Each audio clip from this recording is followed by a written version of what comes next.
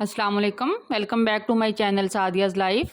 आज हम बनाएंगे आलू बैंगन का सालन, वो भी प्रेशर कुकर में। तो चलिए बनाना स्टार्ट करते हैं। आलू और बैंगन को हमने धो के काट लिया है। अब इसके अंदर प्याज, टमाटर और सब्ज़ मिर्च डालेंगे।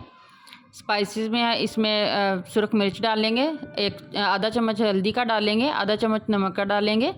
आप ये सारे मसाले अपने हिसाब से डालिएगा। और एक चम्मच मैंने खुश्क धनिया पिसा हुआ डाला है। और आधा कप इसके अंदर बिल्कुल थोड़ा सा पानी डालना है हमने, और लीड लगा के चला देंगे। तकरीबन हमने 1 मिनट के लिए इसको चलाना है, प्रेशर कुकर को। बहुत ही ईजी और कम टाइम में बनने वाली ये रेसिपी है।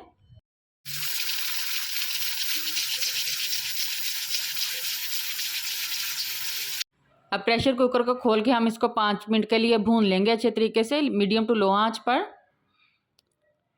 बहुत ईजी और सिंपल रेसिपी है, ट्राई ज़रूर कीजिएगा।